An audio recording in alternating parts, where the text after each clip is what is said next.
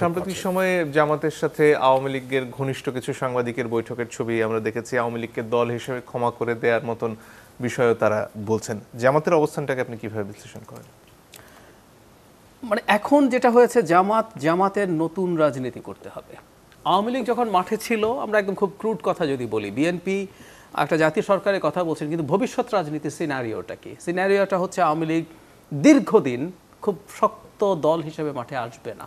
আওয়ামী লীগের নিষিদ্ধের আলাপ আসছে। আপনি যদি এটা বাদও দেন, তারা যা করেছে গত কয়েক বছরে এবং শেষে এসে জুলাই ম্যাসাকার, এটা যদি আমরা ঠিকমতো ডকুমেন্ট করে সেটা যদি মানুষের সামনে প্রোপাগেট করতে পারি, বহু বছর আসবে না। তাহলে পলিটিক্যাল সিনারিও সামনে হচ্ছে ডক্টর জাহিদ, পলাতক দলগুলো, পলাতক সরকার পৃথিবীতে ঘুরে আসছে, কোনো নজির নেই। আছে, মানে সন্তান এসছে, এই যে বং মার্কস এসছে, অনেক বছর, এই জন্য অনেক বছর আসবে না, এটা ফর শিওর। আমরা যদি একেবারে যাতা করতে না থাকি এই দেশ চালাতে গিয়ে, তাদের কোনো ভবিষ্যৎ নাই। ফলে ওই প্রেক্ষাপটে বিএনপির আসলে জামাতকে আর প্রয়োজন নেই। জামায়াতের সোশ্যাল মিডিয়ার অনেক বেশি সরব উপস্থিতি দেখে, অনেক বেশি নয়েজ দেখে অনেকের মনে হয় যে জামাত সম্ভবত আমাদের সোসাইটিতে অনেক ঢুকে বিরাট সমর্থন হয়েছে।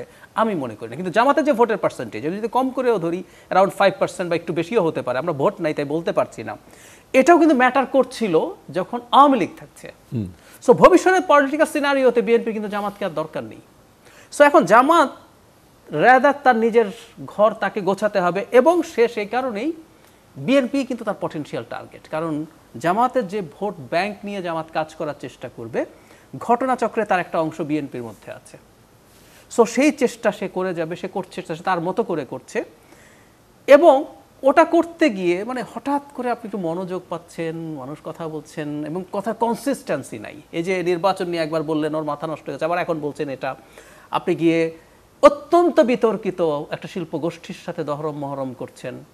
আপনি একেবারে ঘৃণিত সাংবাদিকদের সাথে গিয়ে বসছেন, যারা জাস্ট পালানো ছাড়া বেঁচে টিকে আছে, তাদের সাথে আপনি করছেন। এবং আপনি আওয়ামী লীগকে মাফ করছেন, আবার পরে বলছেন, আপনি কিন্তু এর পরেই আবার বলছেন যে যারা গণহত্যা করেছে তাদেরকে মাফ করা হবে না, এরকম আলাপ আবার তিনিই করছেন। তাদের রাজনীতির সুযোগ নাই।